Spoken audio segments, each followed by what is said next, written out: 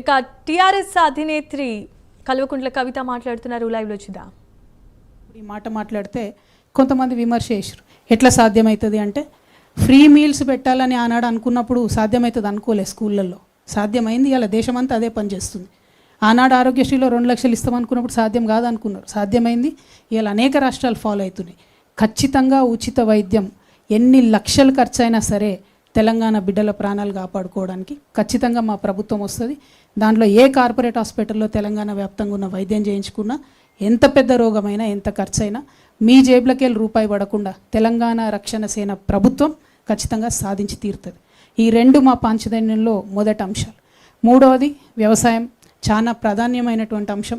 మా జెండాలో ఉన్న గ్రీన్ రంగు కూడా మా రైతన్నుల కోసమే, పర్యావరణం కోసమే. రైతన్నలు లేకపోతే ఎవరికి కూడా 2 బుక్కలు అన్నం తినే పరిస్థితి ఉండదు. కాబట్టి మీకు చేతులెత్తి మొక్కుతూ మీ యొక్క సంక్షేమం కోసం, సంక్షేమంతో పాటు మీ యొక్క గౌరవం కోసం, ఆత్మగౌరవం కోసం నేను ఒక ఆడబిడ్డగా తెలంగాణ రక్షణ సేన నుంచి అన్ని రకాల ఏర్పాట్లు చేయడం జరుగుతుంది. ప్రత్యేకించి ప్రభుత్వంలో మీరు ఏ కార్యాలయానికి పోయినా, ఎక్కడికి పోయినా మీకు పిలిచి పీట వేసి కూర్చోబెట్టి గౌరవించి మీ సమస్య తీర్చి పంపాలి. ఇవాళ ఏం జరుగుతుంది?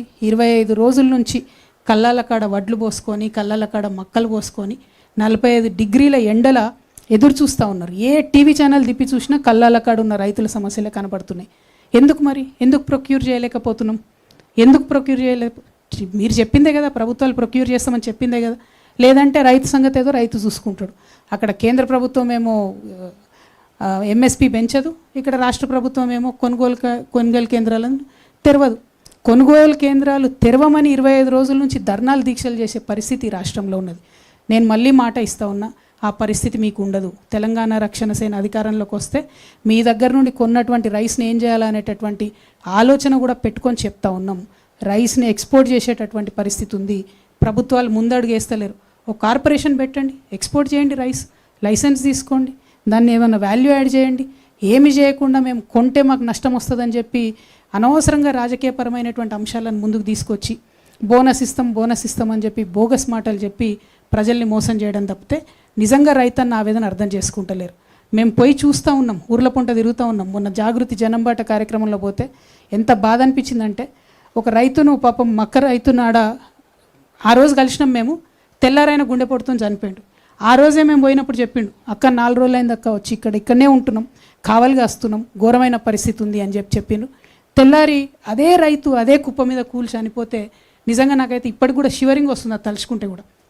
అంటే ఒక ప్రాణం అంటే మనకు ఎంత విలువ లేకుండా పోయిందంటే, ఎక్కువ మంది ఉన్నాం మనం, 140 కోట్ల మంది ఉన్నాం. కాబట్టి ఒక రైతు చచ్చిపోతే ఒక చిన్న సింగిల్ కాలం వార్త అయిపోయినని తప్పితే నిజంగా ఎవరు స్పందించే పరిస్థితి లేదు. కానీ నేను స్పందించాలనుకుంటున్నాను, ఎందుకంటే జీవితం విలువ నాకు నేర్పింది. జీవితంలో నేను పడ్డ కష్టాలు, ఒక మనిషి జీవితం ఎంత విలువైనది అన్నది నాకు నేర్పింది. కాబట్టి ఒక సంకల్పంతో, ఒక సీరియస్ కమిట్మెంట్తో నేను వచ్చిన మా రైతన్నలకు నేను మాట ఇస్తూ ఉన్నా, మీకు గౌరవం దక్కాల్సిందే. దానికోసం అన్ని ఏర్పాట్లు మా ప్రభుత్వంలో చేస్తాం. అదేవిధంగా మీ సంక్షేమానికి సంబంధించి కొనుగోలు కేంద్రాలు కావచ్చు, మీకు రావాల్సినటువంటి ఎరువులు టైంకి రావడం కావచ్చు, ప్రతి ఒక్క అంశంలో కూడా మీతో పాటు కలిసి నడుస్తామని చెప్పి నేను మాట ఇస్తూ ఉన్నాను. అదేవిధంగా 4వ ప్రాధాన్యత అంశం మా పాంచజన్యంలో ఉపాధి తీసుకున్నాం. నిజంగా ఉపాధి అంటే పెద్ద జోక్ అయిపోయింది. ప్రతి ఒక్కరు ఉద్యోగాలు ఇస్తామని చెప్పడం, ఆ ఉద్యోగాలను ఎగ్గొట్టడం తప్పితే నిజంగా కూడా యూత్ ఏం కోరుకుంటున్నారని ఆలోచిస్తలేరు. ఇవాళ ప్రపంచవ్యాప్తంగా millionaires at the age of 18, 19, 17. ఎందుకంటే అక్కడ ప్రభుత్వాలు వాళ్ళ యువతీ యువకులు ఇచ్చేటటువంటి ఐడియాస్ని నమ్మి ఫైనాన్స్ చేస్తున్నారు, ఫండ్ చేస్తున్నారు. That is what we are going to do. In terms of providing loans to youth, I am going to create 3 categories. 18 to 25, Gen Z. Whatever idea you get, you are with the global phenomena. You are not with us. You are much forward than us, forward thinking than us. We are going to support any ideas from the age of 18 to 25 in a separate category, because your businesses will be very forward thinking, in sync with the global phenomena. We will respect that. We will trust you. I want to trust my Gen Z. Anybody from the age of 25 to 45, మా యంగ్స్టర్స్ని, యువతి యువకుల్ని, ముఖ్యంగా మహిళల్ని encourage చేస్తూ ఉన్నాను నేను. Please think, మనం business men కావాలి, మనం 100 మందికి జాబ్లు ఇవ్వాలి. మనం ఏదో జాబ్ చేద్దామని కదా, 100 మందికి జాబ్లు ఇవ్వాలి. ఉన్న ఏ ఐడియా అయినా తీసుకొని ముందుకు రండి. ఖచ్చితంగా దానికి సహకరించడానికి 2 లక్షల నుంచి 20 కోట్ల రూపాయల వరకు బ్యాంకులతో సంబంధం లేకుండా నా యువతను నమ్మి, మా యువతి యువకుల్ని నమ్మి, మా జెన్జీ వారియర్స్ని నమ్మి నేను ఇన్వెస్ట్ చేయాలనుకుంటున్నాను. ఎందుకంటే ఒక్క గూగుల్ వస్తే చాలు మనకి ఇళ్ళకెళ్ళి 3 ఏళ్ళు 4 ఏళ్ళు 5 ఏళ్ళు ఇన్వెస్ట్ చేస్తే ఒక్క గూగుల్ వస్తే చాలు, ఒక్క వాట్సాప్ వస్తే చాలు, ఒక్క అమెజాన్ వస్తే చాలు, వీఆర్ సెట్ ఫర్ లైఫ్. ఎవరు? మన రాష్ట్రంలో అద్భుతమైనటువంటి ఆదాయం వస్తుంది. ఇవాళ రాష్ట్రంలో కార్పొరేట్స్ మొత్తం కలిపితే మనకు 10,000 కోట్ల ఇన్కమ్ వస్తుందండి. మన ఇన్కమ్ ఏదైతే వస్తుందో, రెవెన్యూ జనరేట్ అవుతుందో, total corporates, total industries in Telangana today gives us only 10,000 crores of income. But imagine if we trust our youngsters, if we invest this money every year, 1, 2, 3 industries click అయినా కూడా ఆ income ఎక్కడికో పోతుంది, స్టేట్కి కూడా income వస్తుంది. I want to trust my youngsters. ఉపాధిలో మొదటిది మేము ఇచ్చేటటువంటి రుణాలు 2 లక్షల నుంచి 20 కోట్ల వరకు, 18 సంవత్సరాల నుంచి 45 సంవత్సరాల వయసు ఉన్నటువంటి వారికి ఇచ్చేటటువంటిది. ఆ తర్వాత ఉద్యోగాలకు సంబంధించి ప్రభుత్వంలో ఉద్యోగాలు చేసుకుంటామని అనుకునేటటువంటి వాళ్ళకు మేము లెక్కలేసినాం.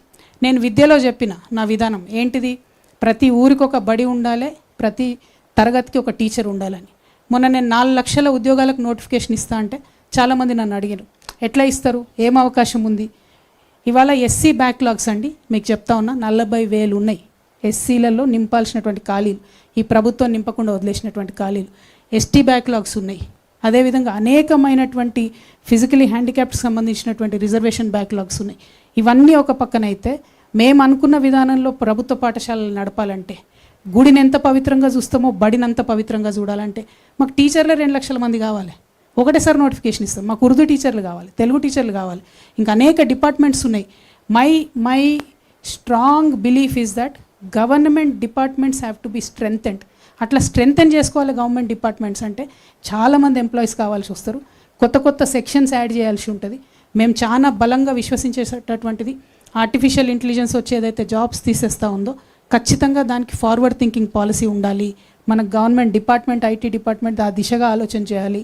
ఆ సెక్టర్లో కూడా అనేక మంది ఉద్యోగులను తీసుకుంటాం. సీనియర్ సిటిజన్స్ ఉన్నారండి, వాళ్ళకు ఒక యాక్ట్ ఉంది, మన పోలీసు వాళ్ళకే తెలియదు. ఎట్లుంటుందంటే సీనియర్ సిటిజన్స్ పోయి కంప్లైంట్ చేస్తే సపరేట్ టేబుల్ వేసి కుర్చేసి వాళ్ళకు సపరేట్ రిజిస్టర్ మెయింటైన్ చేసి పోలీస్ స్టేషన్లో యాక్చువల్లీ రాయాలి. మన పోలీసు వాళ్ళకే ఆ నాలెడ్జ్ లేదు. ఈ వేదికగా డీజీపీ గారు నేను రిక్వెస్ట్ చేస్తూ ఉన్న, కొత్తగా ఆయన డీజీపీ గారికి కంగ్రాచులేషన్స్ సివి ఆనంద్ గారు. బట్ సీనియర్ సిటిజన్స్కి సంబంధించి అనేకమైన నేరాలు జరుగుతూ ఉన్నాయి, వాటి మీద దయచేసి దృష్టి పెట్టండి. రేపు మా ప్రభుత్వం వస్తే సీనియర్ సిటిజన్స్కి సంబంధించి ఖచ్చితంగా ఒక సపరేట్ వింగ్ ఉంటుంది, డిపార్ట్మెంట్ ఉంటుంది.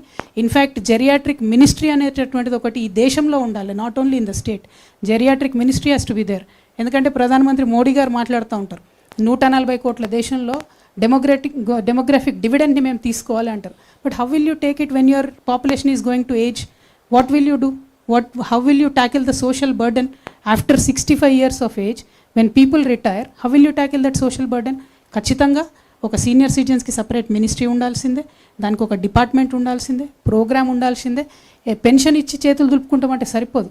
ఎంత ఘోరమైన పరిస్థితి అంటే, ఒక ఐఏఎస్ లేకపోతే ఒక ప్రిన్సిపల్ సెక్రటరీ స్థాయిలో రిటైర్ అయినటువంటి వ్యక్తి కూడా 65 ఏళ్ళు దాటి బ్యాంకుకు పోతే లోన్ ఇవ్వరు. ఎందుకంటే మీరు ఓల్డ్ అయిపోయారు, మీకు మేము లోన్ ఇవ్వము, మీరు ప్రాపర్టీ పెట్టినా కూడా లోన్ ఇవ్వరు. ఎంత ఘోరమైన అవమానం అంటే అది. ఇవాళ రేపు ఉన్న హెల్త్లో 65 ఏళ్ళకి ఎవరైనా ముసలోళ్ళు అవుతారా? అప్ టు 85-90 years హెల్తీగా ఉంటున్నారు, మంచి బ్రెయిన్ ఉంటుంది, థింకింగ్ పవర్ ఉంటుంది. We will support our senior citizens. We will have a separate department. We will work with you. We will take your experience in various departments and make sure that you are hale, healthy and very, very, very much useful to the society. That respect shall be prevailed.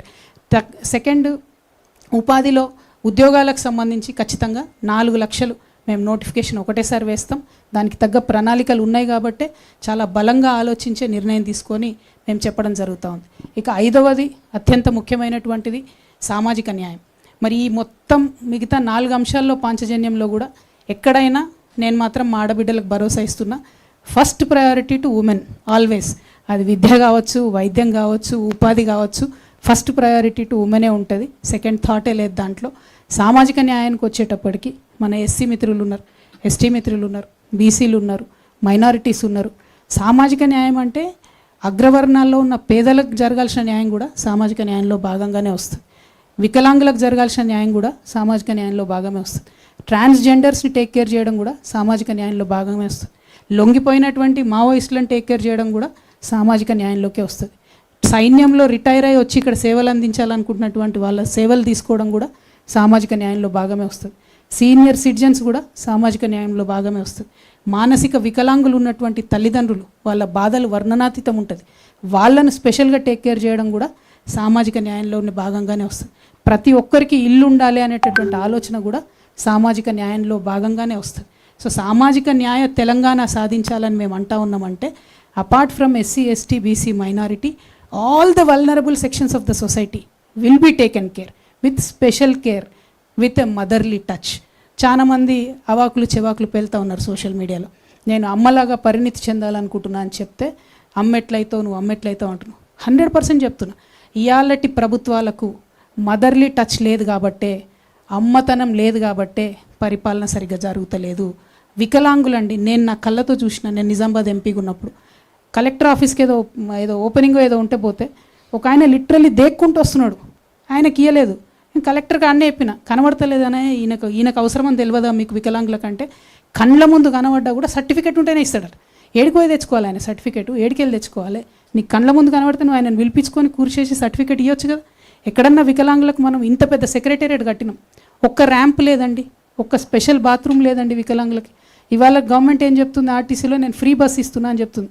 వికలాంగులకు ఇవ్వడానికి మీకు మనసు వస్తలేదా? వికలాంగులకు ఇయ్యరాదా free bus? మీ Congress party మేనిఫెస్టోలో, national మేనిఫెస్టోలో ఏం పెట్టిరంటే physically handicapped ఉన్నటువంటి వాళ్ళకు కోఆప్షన్ మెంబర్స్ ఇస్తామని పెట్టిండ్రు. మరి ఏం చేస్తున్నారు మీరు? మొన్ననే మున్సిపల్ ఎన్నికలైనా కోఆప్షన్ సభ్యులు ఇచ్చిండ్రు, ఎందుకోసం పట్టించుకుంటలేరు మీరు? అది అంటే ఒక మదర్లీ టచ్తో పరిపాలన జరిగినప్పుడు most vulnerable sections will be addressed first.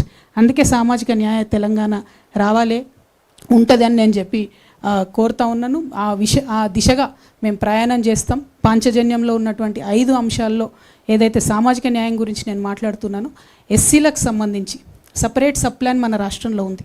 కానీ కాంగ్రెస్ ప్రభుత్వం మొన్నటి లెక్కలు చెప్తా, last year literally last year లెక్కలు చూసుకుంటే 25-26 లెక్కలు చూసుకుంటే దే అలొకేటెడ్ అరౌండ్ 33,000 crores, 33,000 కోట్లను ఎస్సీలకు అలొకేషన్ చేశారు. కానీ ఖర్చు పెట్టింది ఎంత? 14,000 కోట్లు. అంటే ఒక సంవత్సరంలో 19,000 కోట్లు ఎస్సీలకు ఎగ్గొట్టినటువంటి ప్రభుత్వం కాంగ్రెస్ ప్రభుత్వం. రేపటి నాడు మా ప్రభుత్వంలో అట్లా జరగదు, ఖచ్చితంగా అది దళితులకే ఖర్చు అవుతుంది. ఈ 19,000 కోట్లు ఎగ్గొట్టిన దాంట్లో ఈ దళిత బిడ్డలకు ఉన్న ఫీ రియంబర్స్మెంట్ కవర్ చేయొచ్చు, వారి ఆంటర్ప్రినర్షిప్ కవర్ చేయొచ్చు, వారికి కావాల్సిన వెల్ఫేర్ కవర్ చేయొచ్చు, అనేకమైన చోట్ల రోడ్లు వేయచ్చు. కానీ అవేం చూడట్లే. 19,000 కోట్లు దళితులకు ఎగ్గొట్టారు. ఎస్టీ సబ్ ప్లాన్లో కూడా 9,000 కోట్లు ఎగ్గొట్టారు. Allocated 17,000 crores, spent only about 8 or 9,000 crores. 9,000 కోట్లు వీళ్ళకు కూడా ఎగ్గొట్టారు. అట్లానే బీసీలకు ఏం చెప్పిండ్రు? ప్రతి సంవత్సరం 20,000 కోట్లు ఇస్తామని చెప్పారు. ఈ 3 ఏళ్లలో కలిపి అలొకేషన్స్ పక్కన పెడితే ఖర్చు పెట్టింది మాత్రం 5,000 కోట్లు. అంటే 56% ఉన్నారని చెప్తున్న బీసీలకు కేవలం ఖర్చు పెట్టింది 5,000 కోట్లు.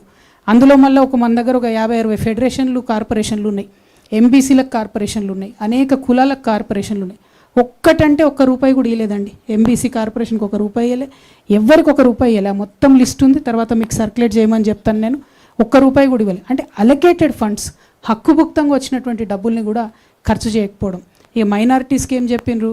बहुत बातें बोले माइनॉरिटीज़ को, 400 करोड़ देते बोल के बोले, अलोकेशन हर साल 400 करोड़ करे, खर्च बिल्कुल नहीं करे. वक्फ के ज़मीनों को जुडिशल स्टेटस देते बोल के रेवंत रेड्डी साहब भी बोले. मैं पिछली सरकार की बात नहीं कर रही हूँ, अब की जो सरकार है, इनके जो वायदे हैं, हम कुछ आसमान नहीं पूछ रहे, फलक देने के लिए नहीं पूछ रहे. आप जो वादा करें बस वो वादे को पूरा करने के लिए पूछ रहे, वो भी नहीं कर रहे. उन्होंने 4,000 crores दे रहे, खर्चा बिल्कुल आधा भी नहीं होता. जो अपने बच्चों को ओवरसीज स्कॉलरशिप देना है वो नहीं दे रहे. रिजर्वेशन की तो बात ही नहीं करते ये रेवंत रेड्डी साहब बिल्कुल, क्योंकि वो सीएम तो हमारे तेलंगाना के है, लेकिन उनका सिम कार्ड दिल्ली का है भाई, तो दिल्ली को आंसरबुल है वो, इसीलिए बिल्कुल रिजर्वेशन की बात ही नहीं करते उन्होंने. Other than that anything related to minorities, no special interest. They promised Christian minorities, women particularly, will be given 50,000 loans. Zero allocation till now. Not even one single Christian woman got any loan. Sikh minorities, they were promised to be given a separate corporation. Nothing to that regards. So anything related to minorities, religious minorities, Congress government has utterly failed them. So in this sense, ఈ కాంగ్రెస్ ప్రభుత్వాన్ని మనము అనేక రకాలుగా చెప్పొచ్చు, but మా పాంచజన్యాన్ని నేను పూర్తి చేసి మళ్ళీ అటువైపు వెళ్తా. సో అల్టిమేట్గా మేము అనుకునేటటువంటి పాంచజన్యం అనేటటువంటి